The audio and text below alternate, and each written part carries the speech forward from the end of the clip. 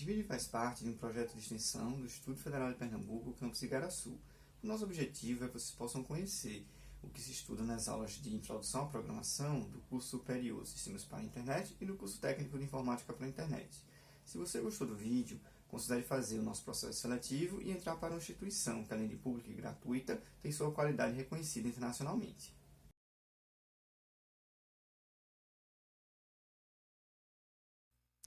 Olá pessoal, esse é o nosso vídeo sobre subprogramas e para introduzir aqui o tema, vamos trabalhar com o problema de imprimir todos os divisores de 12, né, os números que eu posso dividir por 12 e que geram como resto zero.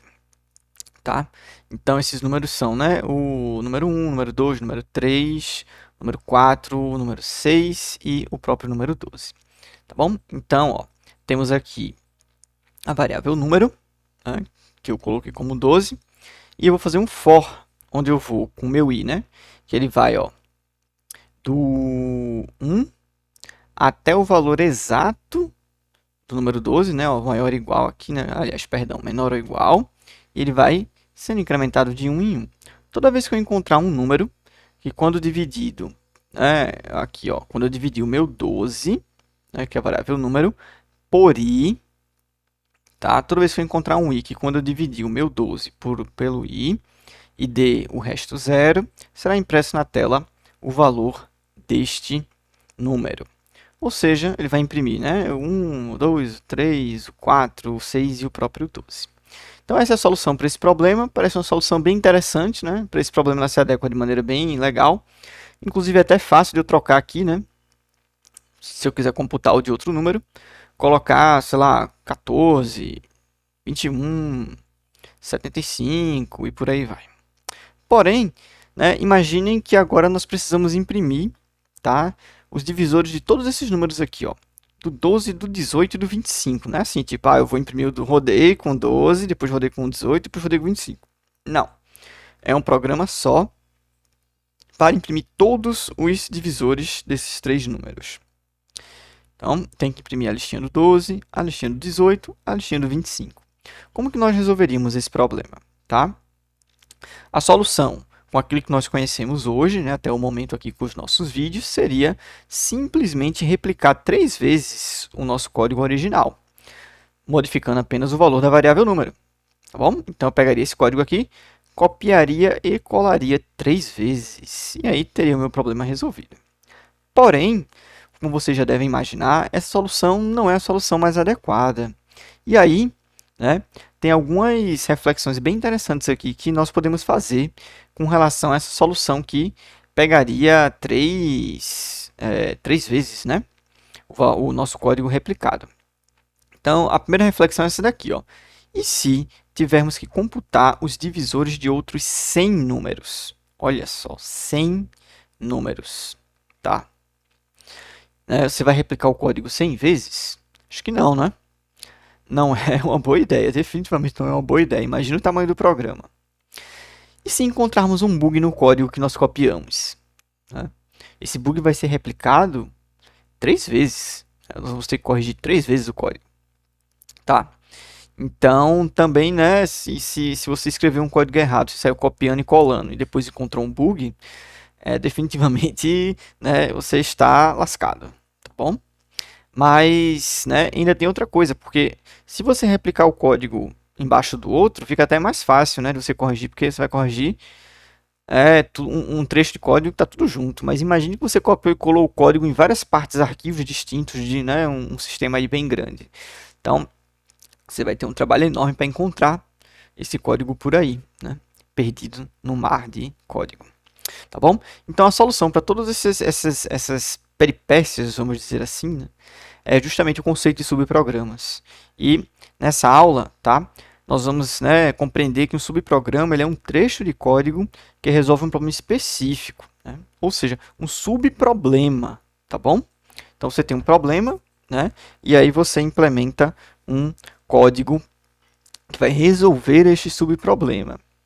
Na verdade, um grande sistema ele é composto de vários subproblemas. Então você vai resolvendo os subproblemas e vai juntando essas soluções para gerar um sistema, né? Então, são nesse sentido, as subprogramas são muito importantes para isso. Vai permitir que a gente organize o código, delegue as tarefas para os colegas, né? Distribua as tarefas entre os colegas de equipe. Então, você faz um pedaço, eu faço outro, depois a gente junta e tal, enfim. Então, esse conceito aqui é bem legal, certo? Então, né, você pode reaproveitar esse código do subproblema, né? Então, eu resolvi um subproblema, então os meus colegas de equipe vão reaproveitar esse código trivialmente sem precisar replicá-lo, apenas chamando ele, né? E aí, né, dentro do Node, como é que nós fazemos subprogramas? Tem uma palavrinha reservada chamada function, que ela indica o começo de um subprograma. E também, né, nós precisamos ter um nome para o subprograma, tá bom? Todo subprograma tem um nome associado a ele. E, claro, uma lista de parâmetros que são, digamos assim, né, as informações que o subprograma precisa para que ele funcione de maneira adequada. Então, por exemplo, naquele problema nosso lá dos divisores, né, o nome do subprograma poderia ser divisores, né, e a lista de parâmetros, na verdade, só precisaria conter o número. Então, daria o número para o meu subprograma divisores e ele faria essa impressão para mim. Bom, e aí você tem, né, como eu falei, o nome que identifica a função, tá? Duas funções podem até ter o mesmo nome, mas devem ter parâmetros diferentes, ok? Você não pode ter duas funções com o mesmo nome e a mesma quantidade de parâmetros no Node, que isso aqui vai gerar um conflito. E a lista de parâmetros, você vai definir quantas variáveis você quiser, tá bom? São variáveis aqui. Temos também o corpo, né? O corpo ele pode ser, né, qualquer coisa, basicamente. Você pode ter aqui declarações de variáveis auxiliares, pode ter laços, pode ter execução condicional, pode ter um outro subprograma, né? Entre outras coisas, né, que também são assuntos de programação, tá bom? E aí, né, também podemos utilizar a palavra return para retornar valores. Se for um subprograma, vai computar alguma coisa. Por exemplo, um subprograma computa o fatorial de um número, né? Vai querer retornar esse valor para quem está utilizando o subprograma, certo? Então, vamos compreender melhor, tá, os subprogramas, né, saindo daquele modelo de, né, esqueleto do código e tal, para um modelo mais concreto, onde nós vamos ver o código de fato aqui. Então, nós temos a função, né, que é a palavra reservada function, imprimir soma, que ela vai fazer o quê, né? Ela recebe dois parâmetros, o a e o b, e vai imprimir a soma, vai imprimir o valor de a mais b. Esse tipo de subprograma nós chamamos de subprograma procedimental, uma vez que ele realiza uma tarefa, mas não dá nenhum tipo de retorno, né? Não tem a palavra return dentro dele, tá bom? Então ele tem nessas características de poder receber argumentos, não gera resultado. Normalmente ele vai, na verdade, ele vai gerar um efeito colateral, né, que nós chamamos, né? Então quando você imprime alguma coisa no console, isso é um efeito colateral do seu programa, né? Então não gera um resultado para um outro subprograma, mas ele vai imprimir alguma coisa na tela, vai modificar o valor de uma variável, enfim, né, coisas do tipo. Subprogramas funcionais, tá? O que é que nós temos aqui com relação a esses programas, esses subprogramas? Eles são subprogramas que têm a palavra return dentro deles. Eles funcionam de maneira bem parecida com uma função matemática, tá bom? Isso significa o quê? Significa que o subprograma, né, ele vai ser muito parecido com aquelas funções que a gente tem por aí, de multiplicar, de dividir, funções, né, de segundo grau, terceiro grau e por aí vai, tá? Mas também tem subprogramas que são funcionais que não tem nada a ver com matemática, né? Também ocorre, né? Mas assim, de certa forma é parecido com a função, porque a função ela computa alguma coisa e dá como resultado, né? Então aqui, ó, eu tenho a função somar, que eu vou ter, ó, o a e o b como parâmetros e vou retornar o valor de a mais b, tá bom? E esse valor que é retornado ele pode ser aproveitado por quem for utilizar o subprograma, né? Mas eu tenho falado muito para vocês, né, essa questão de como utilizar um subprograma, né? Então, numa função como essa daqui, que é o somar, onde você tem, né, o nome somar, os parâmetros a e b, o return, né, a soma, que é o valor a ser retornado e tal, como é que você pega isso daqui para ser utilizado por né, um outro subprograma, né, ou, enfim, um programa mesmo, né, o main do seu código e por aí vai. Você faz assim, ó, né, você chama a função. Para chamar, você usa o nome dela e você diz quais são os parâmetros. Nesse caso aqui, os parâmetros podem ser qualquer números, né? Mas não só números, podem ser variáveis também. Então, poderia ter uma variável A, uma variável B e passar elas como parâmetro da minha função. Então, o que acontece aqui é assim, ó. O programa vem sendo executado, aí ele chega nessa linha. A linha diz, minha variável valor é igual a somar, né? Passando como parâmetro o 10 e o 5. Nesse ponto, o seu programa ele dá um salto, ele sai daqui dessa linha e vai para a função somar. Ele vem para cá, ó, do começo da função somar. E ele atribui a variável A o valor de 10 e a variável B o valor de 5. Computa a soma, né, 10 mais 5, 25, e retorna esse valor. Então, né, quando nós temos em seguida essa linha aqui, ó, vai imprimir o valor da variável, valor, né, vai imprimir aqui o quanto que ela é, tá? Significa o quê? Significa que eu somei 10 mais 5, deu 25, guardei na variável valor. Notem que a função lá, como ela retorna alguma coisa, nós podemos atribuir o retorno dela a uma variável, que nesse caso é a variável valor. E aí, né, é realizada a impressão deste valor no nosso programa, certo? Então, vai sair no console o valor 25. Então, agora que nós já conhecemos, né, o conceito de subprogramas, já sabemos criar e utilizar os subprogramas, vamos ver agora qual é o impacto disso no nosso problema de impressão dos divisores de três números, o 18, o 12 e o 25. Então, ó, qual é a solução para isso?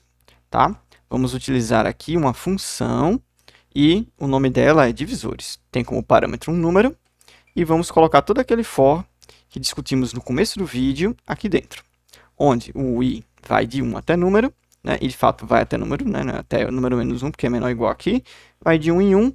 Toda vez que eu encontrar um número i, que quando dividido pelo meu número dá zero como resto, eu imprimo ele. Então, aqui está a solução para o nosso programa, tá bom? E, né, para que a nossa solução seja executada, o que nós precisamos é pura e simplesmente chamar a função 3 vezes. Divisores passando 12 como parâmetro, divisores passando 18 como parâmetro e divisores passando 25 como parâmetro, ok? Bem, vamos agora discutir dois conceitos muito importantes, o conceito de variável global e o conceito de variável local, tá? Vocês já devem ter visto que nós podemos declarar variáveis, né, em qualquer parte do programa.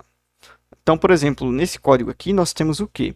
A variável a, que é igual a 10, tá? Isso aqui a gente chama de variável global, uma vez que ela é declarada, né, antes do resto do código aqui, né? E ela é declarada fora das funções e tal, enfim. Então, a variável global ela é vista durante todo o código, tá? O uso da palavra let, a partir da linha que a variável é declarada, ela é vista daí para baixo, ok? Nesse caso aqui, como ela é declarada fora da função, tá? Ela é vista, né, daqui para baixo, tá bom? Então, significa que qualquer código aqui que eu acessar, por exemplo, aqui tem uma função f1 que imprime o valor de a, ok. A é uma variável global, perfeito. Ó. Aí fora da função, mesma coisa. Estou imprimindo aqui no console.log o valor de a, também pode, não tem problema nenhum. Isso aqui é uma variável que a gente chama de global, que ela é vista, né, durante todo o seu arquivo, todo o seu programa. Porém, nós também temos variáveis locais, que são variáveis onde a gente faz assim, ó. Você declara ela aqui, ó, dentro de um escopo. Nesse caso aqui, o escopo são essas chaves, ó. Então, esse let aqui, né, let b igual a 10, significa que o b é visto daqui até o final do escopo, até o final das chaves. Então, ele é visto, né, nessa própria linha dele, a linha de baixo, onde é feita a impressão. E se tivesse mais linhas aqui antes do fechar a nossa função, ela também seria vista, essa variável b, tá bom? Então, ó, se eu for chamar a função f1, não tem problema. Chama a função f1, ela executa, imprime b e por aí vai. Mas, se eu quiser imprimir o b fora da função, por b ser uma variável local, isso não ocorre. Isso aqui não pode dar certo porque o b não foi definido, né? Dá um erro de variável indefinida, tá bom? Então, isso aqui é uma variável global, aliás, perdão, isso aqui é uma variável local, né, porque ela foi definida dentro de um escopo. Ela é local, esse escopo, no caso, o escopo de uma função. Uma variável global ela, né, é declarada fora desse escopo, então ela é vista no programa inteiro. Continuando, tá? Temos aqui, ó, um outro exemplo onde a gente mistura os dois. Variável global A e variável local B. Tá? Dentro da função, eu consigo imprimir os dois, o A e o B. Por quê? Porque o A é global e o B é local a esta função f1. Beleza. Inclusive está embaixo. Se eu invertesse a ordem, né? Se eu botasse o console.log antes do let, não ia dar certo, porque o b não foi definido ainda, tá bom? Continuando, né? Aqui temos uma função f2, tá? Que faz o quê? Né? Ela imprime o a e o b. E olha só que coisa interessante. Vai funcionar isso aqui? Né? Bem, para imprimir o a eu consigo, uma vez que o a é global. Mas para imprimir o b, eu não consigo. Porque o b ele tem um escopo, o escopo dele acabou dentro da função f1, ele não é visto na função f2, tá bom? Então, quando eu for chamar aqui, ó, o f1 passa, o f2 não passa. Né? Dá um erro de execução. Inclusive, se eu fosse imprimir isso daqui, ó, imprimindo, né, aqui, ó, o a e o b, tá? Não ia dar certo também. Por quê? O a, tudo bem, passa porque é local, mas o b não. O b ele só existe dentro da função, tá bom? Continuando, né, nós temos uma diferença importante do var para o let. Por quê? O let, né, ele tem essa questão de que ele é definido por escopo. O var não. O var ele é sempre global. Então, aqui eu tenho ó, a variável a, que ela é global, e ela é definida aqui fora, tá bom? E a variável b, declarada com o var, que ela é global também, mesmo estando definida dentro de uma função, tá bom?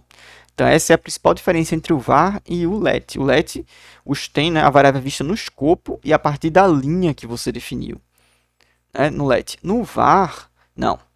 No var, ela é vista no programa inteiro. Inclusive, se eu invertesse aqui o console.log e colocasse ele antes do b igual a 5, isso também funcionaria, né? Pode parecer até complicado, né? Anti-intuitivo, mas é assim que o interpretador do JavaScript funciona. Então, todos os outros códigos aqui passariam tranquilamente, porque eu estou imprimindo a e b, né? E ambos são variáveis globais. E ainda temos aqui, tá, uma consideração muito importante, que é o seguinte: evite ao máximo utilizar variáveis globais, porque elas causam dependências desnecessárias. A sua função ela começa a depender de variáveis que não estão declaradas dentro dela. Né? Por exemplo, aqui ó, tem uma função que tem, tem uma variável a e ela usa a variável a dentro dela. Isso é bom?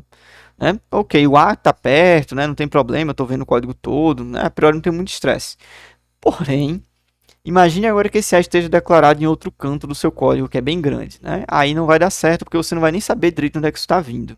Tá bom? Então, o ideal é você trocar esse tipo de construção no seu código, esse tipo de função, por algo mais assim, ó. Tá?